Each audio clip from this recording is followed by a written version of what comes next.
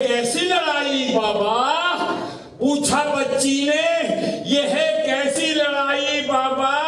رنگ سے امو بھی نہ واپس ہوئے اکبر کی طرح، رنگ سے امو بھی نہ واپس ہوئے اکبر کی طرح، رنگ سے امو بھی نہ واپس ہوئے اکبر کی طرح۔ مطلب سمجھ سنائی ہو، شاید کسی قابل ہو۔ آپ یہ میرا سلام ان کو سنا دیں محب، آپ یہ میرا سلام ان کو سنا دیں اے محب، دل جو سینوں میں لیے پھرتے ہیں پتھر کی طرح۔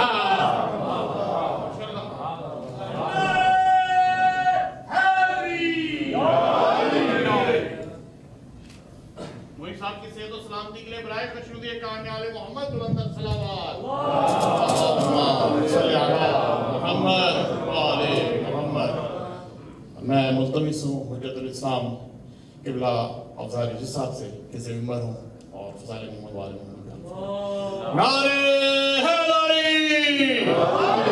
حسینیت حسینیت، یزیدیت یزیدیت، نعرہ صلوات صلی اللہ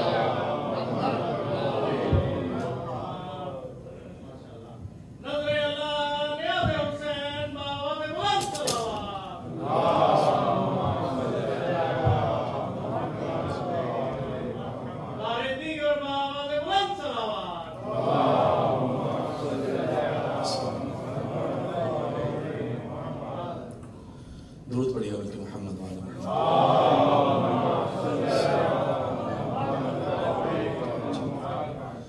رحم اللہ من قرأ السورة المباركة الفاتحة۔ بسم اللہ الرحمن الرحیم، الرحمن الرحیم مالک یوم الدین، ایاک نعبد وایاک نستعین، اهدنا الصراط المستقیم صراط الذین انعمت علیہم غیر المغضوب علیہم۔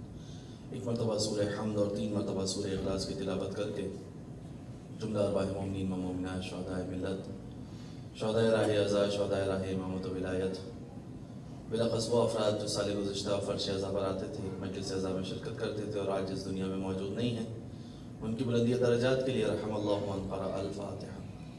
بسم اللہ الرحمن الرحیم، الحمد للہ رب العالمین، الرحمن الرحیم مالک یوم الدین، ایاک نعبد وایاک نستعین، اهدنا الصراط المستقیم صراط الذین انعمت علیہم غیر المغضوب علیہم ولا الضالین۔ بسم اللہ الرحمن الرحیم، اللہم احد اللہ الصمد لم یلد ولم یولد ولم یکن له کفوا احد۔ بسم اللہ الرحمن الرحیم، اللہم احد اللہ الصمد لم یلد ولم یولد ولم یکن له کفوا احد۔ بسم اللہ الرحمن الرحیم، اللہم احد اللہ الصمد لم یلد ولم یولد ولم یکن له کفوا احد۔ اگر طبیعت پہ گرا نہ گزرے تو ایک صلوات پڑھتے ہوئے آگے تشریف لے آئیں تاکہ میں اس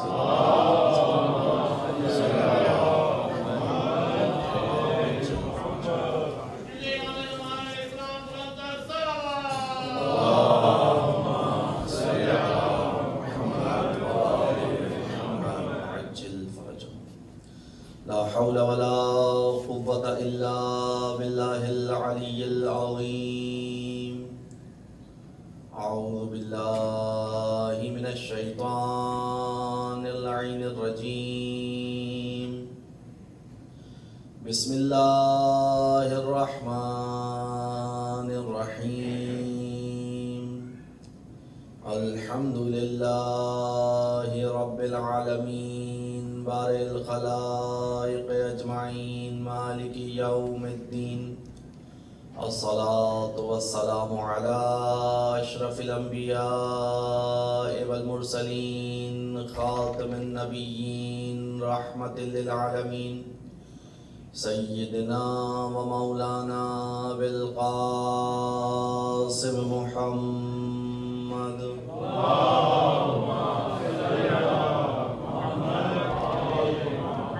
وأهل بيته الطيبين الطاهرين المعصومين المظلومين الذين أذهب الله عنهم الرجس وطهرهم تطهيرا۔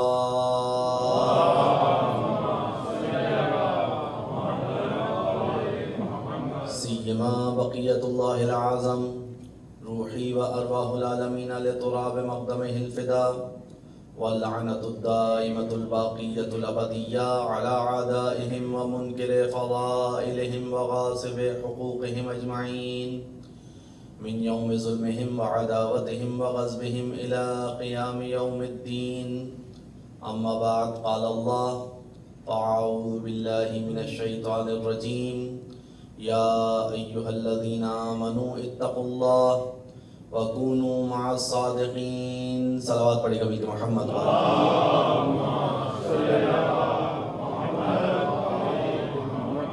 خداوند متعال کا لطف و کرم ہے کہ اس نے ہمیں اہل بیت اطہار علیہ السلام کے ساتھ متمسک فرمایا، اور اس امتساک کے ساتھ خداوند متعال نے اہل بیت اطہار کی خوشی کو درک کرنے کی توفیق عنایت فرمائی اور ان کے غم میں غمزدہ ہونے کی توفیق مرحمت فرمائی. عشرہ محرم الحرام و مجالس ایام عزا کے سلسلے کی 8ویں مجلس مسلسل مجالس عزا میں آپ اہل ایمان کی خدمت میں سورہ مبارکہ توبہ کی 119ویں آیت کی تلاوت کا شرف حاصل کیا جا رہا ہے کہ جس میں پروردگار عالم نے ارشاد فرمایا: یا ایھا الذین آمنوا، اے وہ لوگوں جو ایمان لائے ہو، اتقوا اللہ، اللہ کا تقوی اختیار کرو، وکونوا مع الصادقین، اور سچوں کے ساتھ ہو جاؤ. اس آیت کے ذیل میں بعض علماء نے ایک روایت کو نقل کیا ہے کہ جب تیسرا دور خلافت تھا، امیر المومنین علی بن ابی طالب علیہ السلام نے انصار و مہاجرین کے سامنے اس بات کو بیان کیا کہ میں تمہیں خدا کی قسم دیتا ہوں، کیا تمہیں وہ وقت یاد نہیں کہ جب یہ آیت نازل ہوئی اور سلمان نے حضرت رسول خدا صلی اللہ علیہ وآلہ وسلم سے سوال کیا کہ یا رسول اللہ، اس میں کونوا مع الصادقین، ہو جاؤ سچوں کے ساتھ، اس میں جو سچے مراد ہیں وہ عام افراد مراد ہیں یا کوئی خاص گروہ موجود ہے؟ تو اللہ کے رسول نے سلمان سے بیان کیا: اے سلمان، ان صادقین سے مراد علی ابن ابی طالب ہیں اور ان کے بعد آنے والے 11 امام ہیں، لہذا خدا نے حکم دیا ہے کہ ان کے ساتھ رہو، ان کے ساتھ ہو جاؤ، ان سے اپنے دین کو لو. امیر المومنین نے کہا: میں تمہیں قسم دیتا ہوں، کیا تمہیں یاد نہیں کہ رسول اللہ نے یہ بات بیان کی تھی؟ تو سب نے بیک زبان کہا جو اس وقت وہاں موجود تھے کہ یا علی، آپ بالکل درست کہہ رہے ہیں، اللہ کے رسول نے یہی مراد لی تھی صادقین سے. بس اللہ کیوں ہم سے طلب کر رہا ہے کہ ہم صادقین کے ساتھ ہوں؟ اللہ نے جو دین ہمارے لیے منتخب کیا ہے وہ ہے اسلام، اور وہ اسلام سمجھ میں نہیں آ سکتا کہ جب تک ان صادقین کی سیرت کو محورہ ملاحظہ نہ کر لیں. ایک صلوات پڑھ دیجئے محمد والے محمد.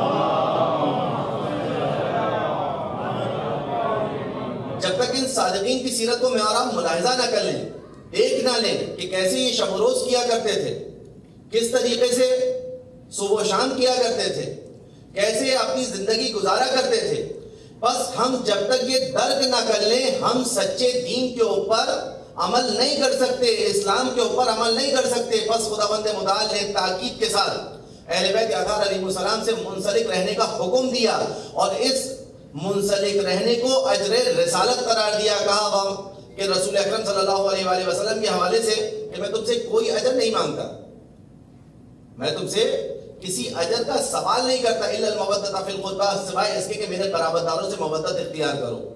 بس یہاں پر خداوند متعال نے واضح ارشاد فرمایا: اطیعوا اللہ واطیعوا الرسول واولی الامر منکم. تشیع کا عقیدہ ہے کہ سلسلہ ہدایت ابھی بھی جاری و ساری ہے، سلسلہ نبوت، سلسلہ رسالت خاتم النبیین صلی اللہ علیہ وآلہ وسلم پر آ کر تمام ہو گیا، لیکن سلسلہ ہدایت جاری ہے.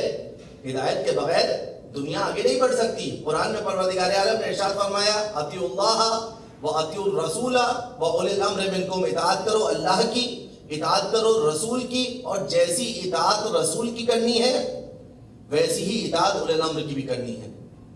جیسی اطاعت رسول اللہ کی کرنی ہے ویسی اطاعت اولی الامر کی کرنی ہے. یعنی اس سے یہ ثابت ہوتا ہے کہ اولی الامر کوئی معمولی شخصیت نہیں ہوگی، کم از کم اولی الامر معصوم ضرور ہوگا، کیونکہ اطاعت وہی اطاعت ہے جو رسول اللہ کی اطاعت ہے.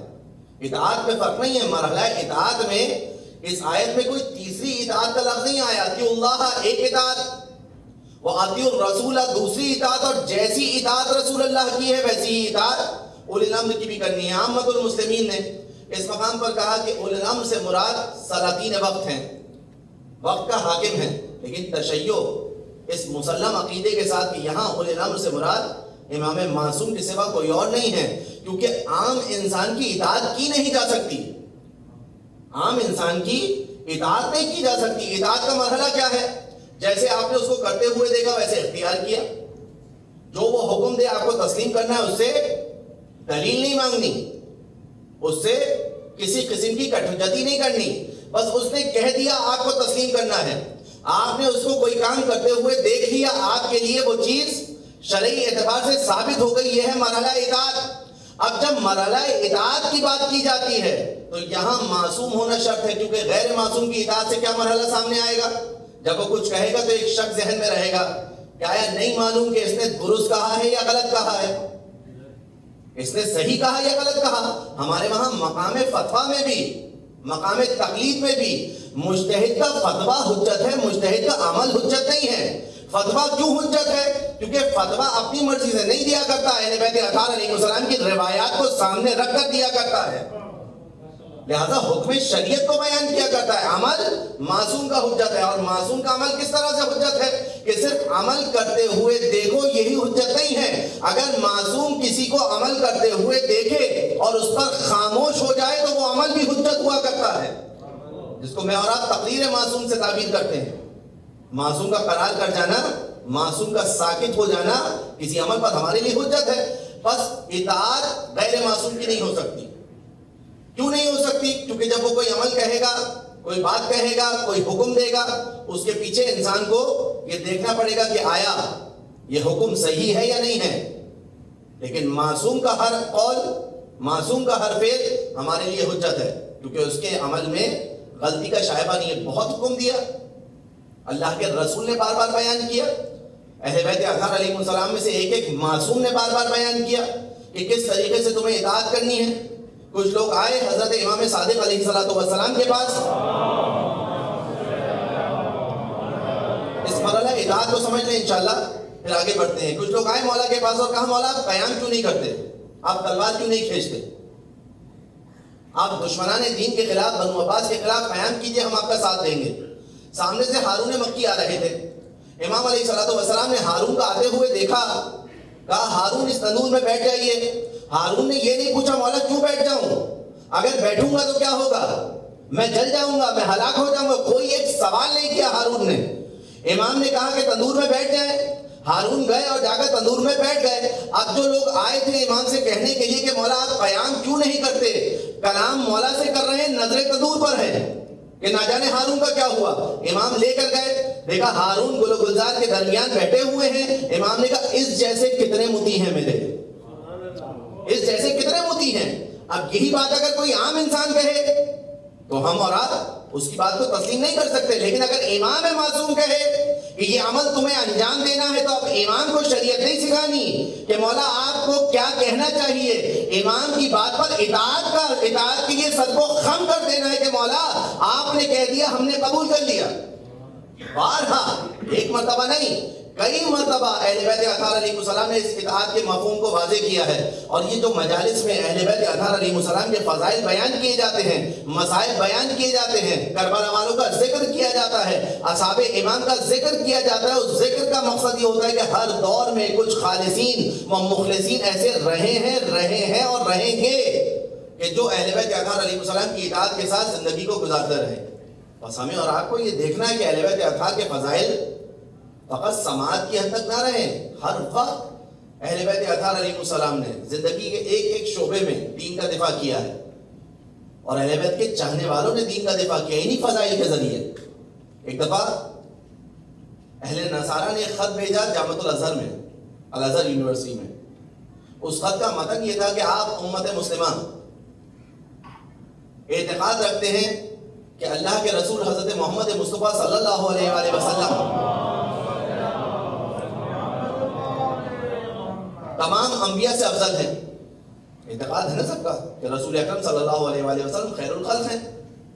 نصارہ نے خط میں لکھا کہ آپ کا اعتقاد یہ ہے کہ رسول اللہ تمام انبیاء سے افضل ہے، اور پھر قرآن کے اندر یہ لکھا ہوا ہے کہ جب حضرت عیسیٰ علیہ السلام کی ولادت ہوئی تو عیسیٰ علیہ السلام نے آغوش مادر پہ کلام کیا، انی عبداللہ آتانی الکتاب وجعلنی نبیا، میں اللہ کا بندہ ہوں، اللہ نے مجھے کتاب عطا کی ہے اور مجھے نبی قرار دیا ہے۔ کس وقت نبی قرار دیا؟ کس وقت کتاب عطا کی؟ کہ عیسیٰ جب آغوش مادر میں تھے، عیسیٰ جب ماں کی گود میں تھے اس وقت نبی بھی تھے، اللہ نے ان کو کتاب بھی عطا کی تھی۔ اور آپ کی تاریخ کے اعتبار سے آپ کہا کرتے ہیں کہ رسول اللہ کو 40 سال کی عمر میں نبوت ملی ہے، تو آپ بتائیے عیسیٰ افضل ہیں یا محمد عربی افضل ہیں؟ الازہر یونیورسٹی میں جب یہ خط پہنچا تو اب سب شجر رہ گئے، دلیل قرآن سے تھی، قرآن میں حضرت عیسیٰ علیہ السلام کا یہ جملہ موجود ہے۔ اب جب اس کو دیکھا اور کوئی جواب نہ بن پایا تو آغا بروجردی کا دور تھا، خط بھیجا گیا قم، آغا بروجردی کے خارسان نے جو قریب کے افراد ہیں انہوں نے خط دیکھا، آغا بروجردی کو اطلاع دی، آغا بروجردی نے ان خط لکھنے والوں کو دعوت دی۔ جب وہ افراد آئے اور آغا بروجردی سے کلام شروع ہوا، علماء کے ساتھ، علماء امامیہ کے ساتھ کلام شروع ہوا کہ اس خط کا جواب کیا ہونا چاہیے۔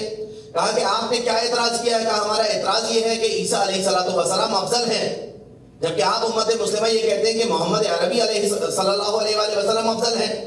لہذا عیسیٰ علیہ السلام آغوش مادر میں کلام کر رہے ہیں قرآن کی زبانی، آپ کی تاریخ کے اعتبار سے رسول اللہ 40 سال کی عمر میں رسول بنے۔ آغا بروجردی نے جواب دیا کہ آپ نے جس تاریخ میں یہ پڑھا ہے کہ رسول اللہ کو 40 سال کی عمر میں نبوت ملی ہے، اگر کچھ اور آپ پہلے دیکھتے تو ایک اور واقعہ آپ کو نظر آتا۔ کہا کون سا واقعہ؟ کہا اسی محمد عربی کا وصی جب کعبے میں پیدا ہوا اور 3 دن کے بعد حضرت فاطمہ بنت اسد امیر المومنین علی ابن ابی طالب کو اپنی آغوش میں لے کر باہر آئیں، اور علی ابن ابی طالب آغوش رسالت میں آئے تو آ کر کہا یا رسول اللہ بتائیے کس لہجے میں کلام کروں، توریت کے لہجے میں کلام کروں، زبور کے لہجے میں کلام کروں، انجیل کے لہجے میں کلام کروں، یا قرآن کے لہجے میں آپ سے بات کروں؟ جس نبی کا وصی اتنا عالی شان ہو اس نبی کا کیا مقام ہوگا؟ جس نبی کا وصی اتنا عالی شان ہو اس نبی کا کیا مقام ہوگا؟ لہذا مسلم ہے کہ حضرت محمد مصطفیٰ صلی اللہ علیہ وآلہ وسلم خیر الخلق ہیں، مسلم ہے حضرت محمد مصطفیٰ خیر الخلق ہیں۔ اطیعوا اللہ و اطیعوا الرسول و اولی الامر منکم، اطاعت کرو اللہ کی، اطاعت کرو رسول کی اور اولی الامر کی۔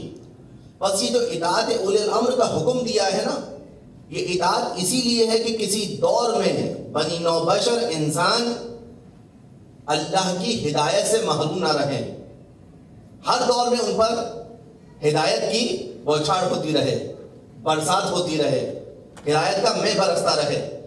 بس یہاں پر اہل بیت اطہار علیہ السلام سے تمسک اور ان کے ساتھ جڑ جانا اس لیے کہ میں اور آپ حقیقت دین کو درک کر لیں۔ کل کی مجلس میں آپ کی خدمت میں عرض کیا تھا کہ اہل بیت فقط اس دنیا کے لیے یا فقط آخرت کے لیے سود مند نہیں ہے۔ اہل بیت اطہار علیہ السلام کے ساتھ جو جڑ گیا اس کی دنیا بھی خیر کے ساتھ گزرے گی، آخرت بھی خیر کے ساتھ گزرے گی۔ دنیا اور آخرت میں وہ کامیاب و کامران نظر آئے گا۔ بڑے سے بڑی سازش، بڑے سے بڑا دھوکہ، بڑے سے بڑا فریب اس کے سامنے آ جائے، اگر اہل بیت اطہار علیہ السلام سے مربوط ہے تو یہاں بھی کامیابی کے ساتھ زندگی گزارے گا اور وہاں بھی کامیاب و کامران ہوگا۔ یہ دعویٰ ہے اس مکتب کا، آپ کے سامنے تمام شواہد موجود ہیں۔ آج کوئی بات ڈھکی چھپی نہیں ہے۔ جو اہل بیت اطہار علیہ السلام سے مربوط ہو گئے انہوں نے کامیابی کو درک کیا ہے، انہوں نے کامیابی کو پایا ہے۔ صرف کامیابی اخروی نہیں، دنیاوی کامیابی بھی حاصل ہوگی، علوم میں بھی ترقی ہوگی۔ اہل بیت کے چاہنے والے کسی میدان میں پیچھے نظر نہیں آتے، کیونکہ اہل بیت اطہار علیہ السلام ہر حق کے میدان میں آگے آگے تھے۔ قربانی دینے کا مرحلہ ہو یہ سر فہرست، مصیبتیں برداشت کرنی ہوں دین کے لیے یہ سب سے آگے، جنگ کا میدان ہو یہ سب سے آگے، تقویٰ کا میدان ہو یہ سب سے آگے، انفاق کا میدان ہو یہ سب سے آگے۔ ہر میدان میں اہل بیت اطہار علیہ السلام نے ثابت کیا ہے۔ جتنے فضائل حضرات محمد و آل محمد علیہ السلام کے بیان ہوئے نا اہل بیت اطہار علیہ السلام کے، اگر 1% بھی کسی اور کے لیے ہوتا تو اس کو اتنا بیان کیا جاتا کہ وہ ایک فضائل کا پہاڑ نظر آتا۔ اہل بیت اطہار علیہ السلام کے اتنے فضائل کا کتمان کیا گیا، کتنے فضائل کو چھپا دیا گیا، اس کے باوجود جب فضائل کی بات کی جاتی ہے تو تاریخ ہو یا حدیث، ہر مقام پر ان کے فضائل نظر آتے ہیں، اتنے چھپانے کے باوجود اتنے فضائل نظر آ رہے ہیں۔ اگر کسی اور کے لیے ہوتا تو ان فضائل کو بڑھا چڑھا کر بتایا جاتا، مگر یہاں اہل بیت اطہار علیہ السلام کے فضائل کو اب مجھے اور آپ کو در کرنا ہے، صرف اس لیے نہیں کہ ہمارا ممبر سے چند نکات کو بیان کریں اور ان بیان کرنے کا نتیجہ بالآخر ہماری اور آپ کے رخصت کے ساتھ ہو، کہ بس ہم یہاں پر آئیں اور باعث ثواب اس محفل کو سمجھیں فقط اور صرف ثواب لے کر یہاں سے چلے جائیں۔ یہاں سے صرف ثواب لے کر نہیں جانا، یہاں سے کیا لے کر جانا ہے؟ لَقَدْ كَانَ لَكُمْ فِي رَسُولِ اللَّهِ أُسْوَةٌ حَسَنَةٌ، رسول اللہ کا اسوہ لے کر جانا ہے، امیر المومنین کا اسوہ لے کر جانا ہے، اہل بیت اطہار علیہ السلام کا اسوہ لے کر جانا ہے۔ جتنی قربانیاں اہل بیت اطہار نے دی ہیں ان تمام قربانیوں کو اپنے ذہن میں رکھنا ہے، ان تمام فضائل کے باوجود کہ کتنے فضائل تھے، ان فضائل کے باوجود جو قربانیاں دی ہیں۔ عموماً ہمارے وہاں کیا ہوا کرتا ہے، جو جتنا بافضیلت ہوتا ہے اتنا بعض میدانوں سے پیچھے نظر آتا ہے، ایسا ہی ہے نا؟ ہم نے عابد و زاہد، متقی و پرہیزگار افراد کس کو سمجھا ہے کہ جو صرف محراب عبادت میں سجدے کرتے رہے۔ اہل بیت اطہار کا طرز عمل یہ تھا، جناب زہرا سے زیادہ کوئی مقدس تھا؟ کوئی ہو سکتا ہے جناب زہرا سے مقدس؟ بذات منی، میرا جز ہے، لیکن جب دین پر وقت آیا تو جناب زہرا نے کیا کیا؟ حق مانگنے گئی ہیں، سلیقہ سکھایا ہے، تم کتنے مقدس کیوں نہ ہو، تمہارا تقدس معاشرے میں کتنا زیادہ کیوں نہ ہو، لیکن جب بات حق اور حقیقت کی آ جائے تو اس کا دفاع کیے بغیر مت رہنا، اس کا دفاع کیے بغیر مت رہنا۔ جناب زہرا کے فضائل کے لیے کیا فقط یہ ایک حدیث کافی نہیں ہے، فاطمہ تو بذات منی، فاطمہ میرا ٹکڑا ہے؟ جناب زہرا کے اور بہت سے فضائل ہیں، من جملہ جناب زہرا کا مقام وہ ہے کہ 11ویں امام حسن عسکری علیہ السلام یہ فرماتے ہوئے نظر آ رہے ہیں، نحن حجت اللہ علیکم وجدتنا فاطمہ حجت اللہ علینا، ہم اللہ کی طرف سے تم پر حجت ہیں، مقام سیدہ یہ ہے، ہم اللہ کی طرف سے تم پر حجت ہیں، اور ہماری دادی فاطمہ زہرا اللہ کی طرف سے ہم پر حجت ہے۔ یہ ہے مقام سیدہ کونین۔ شرف میں، فضیلت میں، عظمت میں کوئی ثانی نظر نہیں آتا۔ اس کمال کے اوپر فائز ہونے کے باوجود جب دین پر وقت آیا تو سیدہ خود دین کی نصرت کرنے نکلی ہیں۔ ائمہ اہل بیت اطہار نے کس میدان میں دین کی مدد نہیں کی؟ انفاق کے مرحلے میں سب سے آگے۔ مولا کائنات گھر میں آئے، سیدہ سلام اللہ علیہ سے غذا کا سوال کیا کہ اگر کچھ گھر میں ہے تو لے کر آئیے۔ جناب زہرا نے کہا یا علی 3 وقت گزر گئے کچھ نہیں کھایا۔ کہا فاطمہ آپ کو بتانا چاہیے تھا، میں کچھ انتظام کرتا۔ کہا مجھ سے میرے بابا نے کہا تھا کہ علی سے کوئی فرمائش مت کیجیے گا۔ امیر المومنین نکلے، 1 درہم قرض لیا، آگے جا رہے تھے، سامنے سے مقداد آ گئے۔ مقداد کے چہرے پر پریشانی کے آثار سے پوچھا کیا ہوا؟ کہا یا علی رہنے دیجئے۔ کہا آپ کو خدا کا واسطہ آپ مجھے بتائیے کیا معاملہ ہے آپ کے ساتھ؟ کہا کہ میں اتنے فاقوں سے پریشان ہوں کہ گھر میں گھر والے بھوک کی وجہ سے گریا کر رہے ہیں، لہذا باہر آ گیا کہ ان کی گریے کی سزا کو نہ سنوں۔ امیر المومنین نے وہ 1 درہم مقداد کو دیا، مسجد میں آ گئے، نماز ظہر ادا کی، مغرب کا وقت آیا، نماز مغربین ادا کی۔ اس کے بعد اللہ کے رسول نے کہا یا علی آج کی شب میں آپ کے گھر پر کھانا کھاؤں گا۔ امیر المومنین خاموش کھڑے ہیں۔ رسول اللہ نے کہا یا علی اگر کوئی مسئلہ ہے تو مجھے بتائیے۔ کہا لبیک یا رسول اللہ آپ میرے ساتھ چلیے۔ رسول اللہ کو اپنے ساتھ لے کر گئے۔ جناب زہرا مصلی پر بیٹھی تھی، بابا کو دیکھ کر کھڑی ہو گئی، استقبال کیا۔ جناب رسول خدا کا استقبال کرنے کے بعد بٹھالا۔ ابھی رسول خدا آ کر بیٹھے تھے، جناب زہرا ایک طبق لے کر آئیں کہ جس میں اتنا تازہ کھانا تھا کہ اس سے بخار اٹھ رہا تھا، دھواں اٹھ رہا تھا۔ امیر المومنین نے سوال کیا زہرا یہ کہاں سے آیا؟ رسول اللہ نے مسکرا کر کہا علی وہ 1 درہم جو راہ خدا میں آپ نے انفاق کیا تھا اس کا صلہ خدا بند متعال نے یہ دیا ہے، اس کا صلہ خدا بند متعال نے دیا۔ اس خانوادے سے کس کا مقابلہ ہے؟ کوئی فضیلت میں اس خانوادے کے برابر ہے؟ کوئی عظمت میں اس خانوادے کے برابر ہے؟ کہ اگر سیدہ سلام اللہ علیہ کی رضا ایک یہودی کے گھر رہن رکھی جائے، اس رضا کے نور سے پورا یہودی قبیلہ مسلمان ہو جائے. فاطمہ زہرا سلام اللہ علیہ کی تبلیغ کی بات نہیں ہو رہی ہے ابھی. صرف چادر سیدہ کی یہ کرامت تھی کہ یہودی کے گھر میں اس چادر کو رکھوایا گیا. رات کی تاریکی ہوئی. جب رات کی تاریکی ہوئی دیکھا جس کمرے میں وہ چادر رکھی تھی وہاں سے نور ساطع ہو رہا ہے. اس یہودی کی زوجہ ہی کہا کس مقدسہ کی چادر ہے کہ جس سے نور ساطع ہو رہا ہے. بیان کیا مسلمانوں کے رسول کی بیٹی کی چادر ہے. یہ معجزہ دیکھ کر پورا قبیلہ مسلمان ہو گیا. پورا قبیلہ مسلمان ہو گیا. کہاں رہتے تھے یہ سب؟ مدینہ میں ہی رہتے تھے نا. سیدہ کے فضائل سننے والے افراد کہاں رہتے تھے؟ مدینہ میں رہتے تھے. مدینے کے علاوہ رسول اکرم صلی اللہ علیہ وسلم کے جو بیانات پہنچتے تھے وہ الگ، لیکن جو مدینہ میں رہتے تھے اب ان سے سوال کیا جائے کہ جب غدیر کا اعلان ہوا اور 2 مہینے کچھ دن کے بعد رسول اللہ کا وصال ہو گیا، رحلت ہو گئی، رسول اس دنیا سے پردہ فرما کے چلے گئے، اس کے بعد وہی سیدہ در در پر جا رہی ہیں ولایت کا پیغام سننے کے لیے. کوئی دروازہ کھولنے کے لیے تیار نہیں ہوتا. کوئی فاطمہ زہرا کے لیے دروازہ نہیں کھول رہا. آپ اور میں سوچ سکتے ہیں آج کیسے ہو گیا تھا؟ یہ تصور کر سکتے ہیں اس کو؟ یہ معاملہ کیسے ہوا؟ سیدہ فاطمہ جن کے در پر اللہ کے رسول 6 مہینے تک سلام کرتے رہے، جن کے لیے اللہ کے رسول کی بے شمار روایات کہ رسول اللہ جناب زہرا کے ہاتھوں کے بوسے دے رہے ہیں. رسول اللہ کی ایک زوجہ نے پوچھا یا رسول اللہ اب فاطمہ شوہردار ہیں، آپ ان کے ہاتھوں کے بوسے کیوں لیا کرتے ہیں؟ رسول اللہ کو جلال آیا، کہا کہ میں جب جنت کی خوشبو کا مشتاق ہوتا ہوں فاطمہ کے ہاتھوں کے بوسے دیا کرتا ہوں. اس فاطمہ کے فضائل کے اہل مدینہ کو نہیں پتا تھے. در در پر سیدہ جا رہی ہے، دروازہ کیوں نہیں کھل رہا؟ اگر فقط شاعری والی ولایت ہوتی، توجہ کا طالب ہوں، فضائل والی ولایت ہوتی کہ ممبر سے فضائل بیان کرنے ہیں اور نیچے بیٹھ کر واہ واہ کرنا ہے، اگر ایسی ہی ولایت ہوتی پھر دروازہ کیوں نہیں کھولتے؟ اگر ولایت اتنی آسان ہوتی تو دروازہ کھل جانا چاہیے تھا.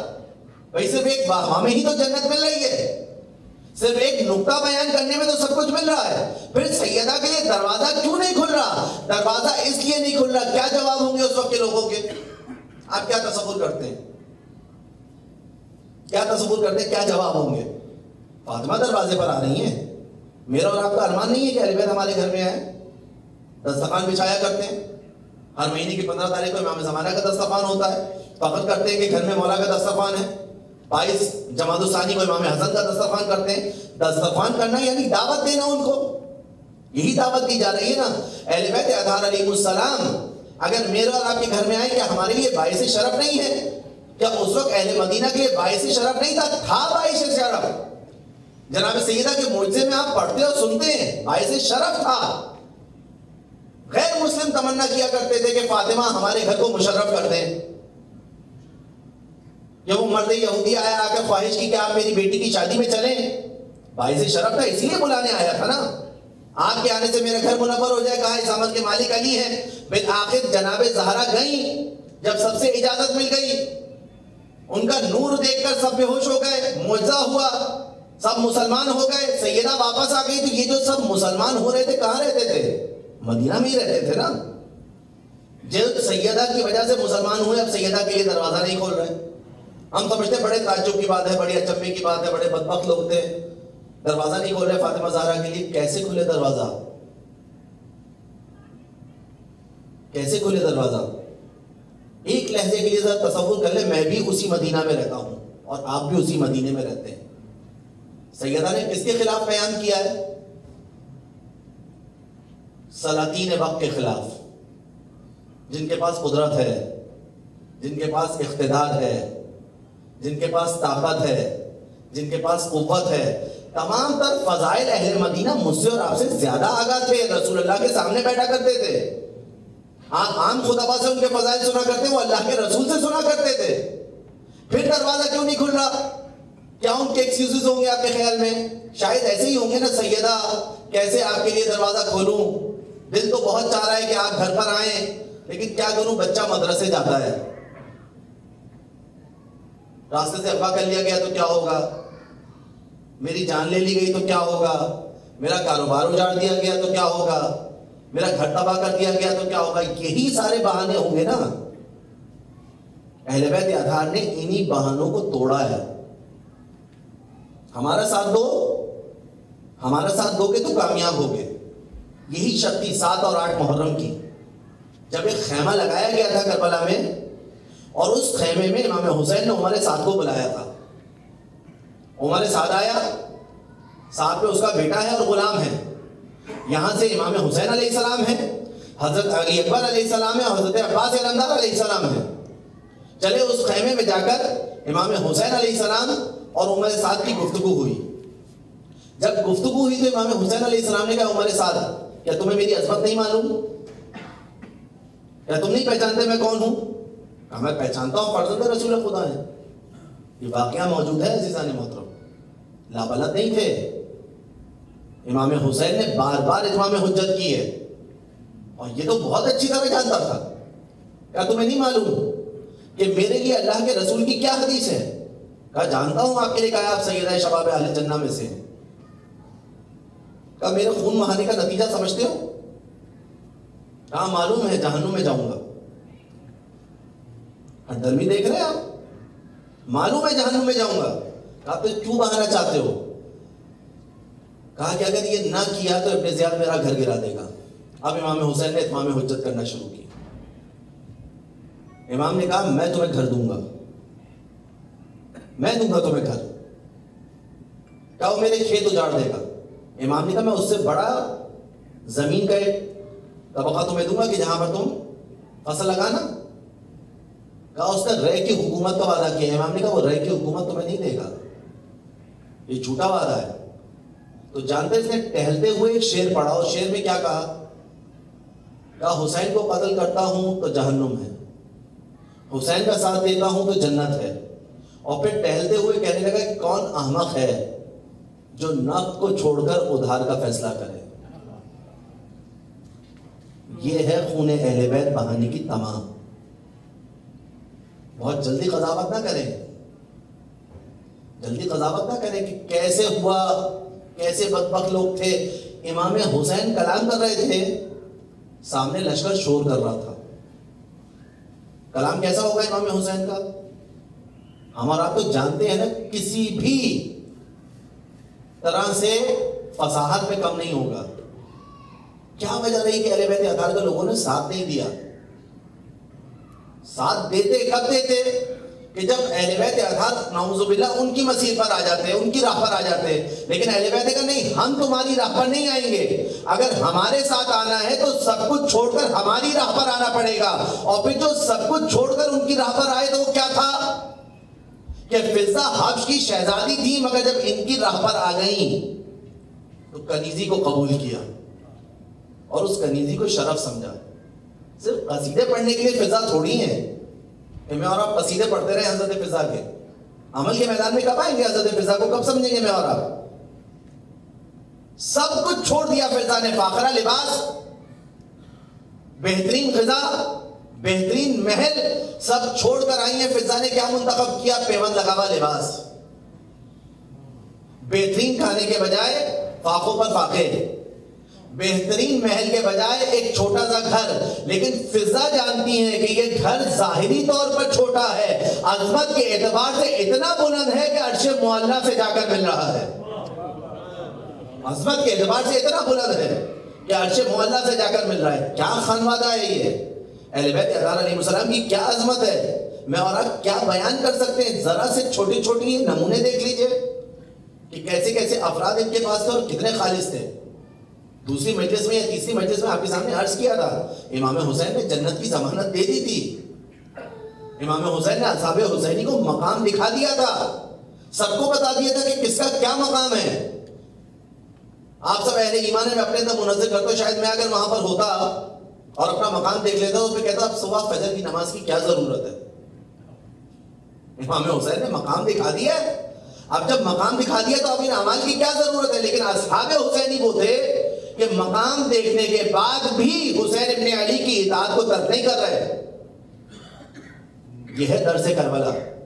اور اسی کربلا میں جہاں سارے کردار ہمیں نظر آتے ہیں، وہاں ایک اور کردار ہے، اور وہ کردار ہے قمر بنی ہاشم کا. کہ جب بھی میں یہ آیت پڑھتا ہوں، جب بھی یہ آیت پڑھتا ہوں، اطیعوا اللہ و اطیعوا الرسول و اولی الامر منکم، اللہ کی اطاعت کرو اور رسول کی اطاعت کرو اور اولي الامر کی اطاعت کرو، تو بدرجہ عدم جو اس کا مصداق نظر آتا ہے وہ حضرت عباس کی ذات نظر آتی ہے. بدرجہ عدم جو اس کا مصداق نظر آتے ہیں حضرت عباس. کیسی اطاعت کی ہے کہ زیارت بڑھ کر کہا السلام علیکہ ایھا العبد الصالح. آیت کیا ہے؟ اطیعوا اللہ واطیعوا الرسول واولی الامر منکم. السلام علیکہ یا ایھا العبد الصالح المطیع للہ وللرسول وللحسن والحسین سید شباب اہل الجنہ. سلام ہو آپ پر اے اللہ کے صالح عبد. کون ہے عباس علمدار؟ کیسی اطاعت کی ائمہ کی؟ امام علی کی اطاعت، بابا ہیں امام علی، لیکن اطاعت کیسی؟ سب کے سامنے حضرت عباس کے واقعات موجود ہیں. امام حسن اور امام حسین کی اطاعت کیسی اطاعت کہ ادھر مولا کہیں ادھر عباس اپنی جان دینے کے لیے تیار ہیں. میر انیس نے بہت خوبصورت قلم بند کیا ہے حضرت عباس کے واقعات کو. کہا فخر اپنا سمجھتے تھے یہ نالین اٹھانا. کس کی نالین؟ حسین ابن علی کی. فخر اپنا سمجھتے تھے یہ نالین اٹھانا، معراج تھی رومال کھڑے ہو کے ہلانا، ساتھ آنا صدا شاہ کے اور ساتھ ہی جانا، تھی اتنی تمنا قدم آنکھوں سے لگانا، شاہ سوتے تھے تکیے پہ نظر دھرتے تھے عباس، مانندے قمر پھر کے سحر کرتے تھے عباس. یہ ہیں عباس علمدار. اطیعوا اللہ واطیعوا الرسول واولی الامر منکم. کیسی اطاعت کی ہے عباس نے، کیا شان اطاعت ہے عباس علمدار کی. جب کبھی تلوار کے قبضے پر ہاتھ رکھا عباس کو روک دیا گیا کہ عباس یہ مدینہ ہے، کربلا نہیں ہے. میدان صفین میں حضرت عباس نے کچھ تلوار چلائی ہے، لیکن یہ کہہ کر روک دیا گیا کربلا نہیں ہے.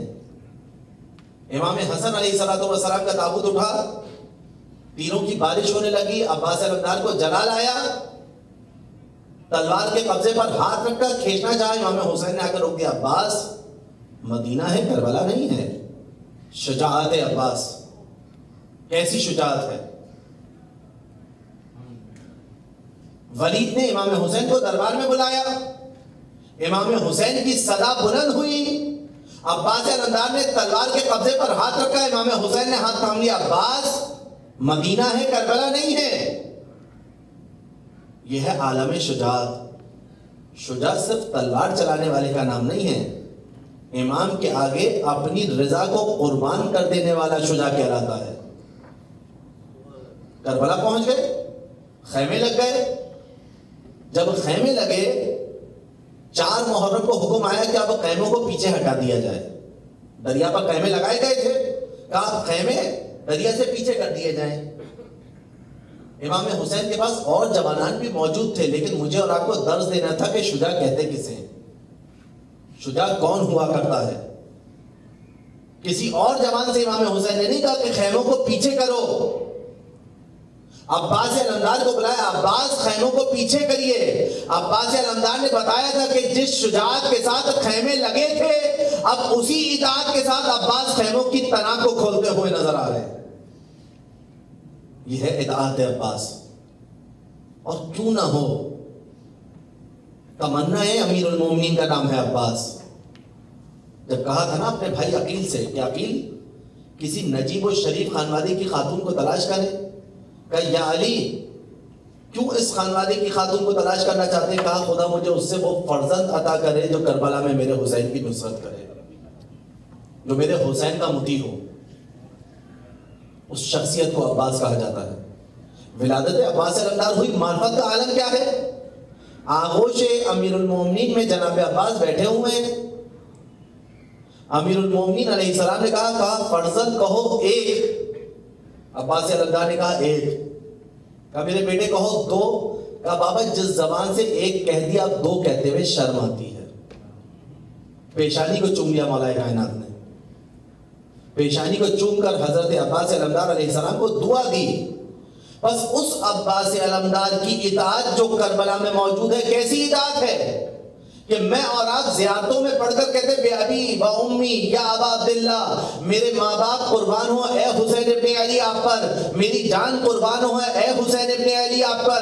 حسین ابن علی کس کے لیے جملہ کہہ رہے ہیں؟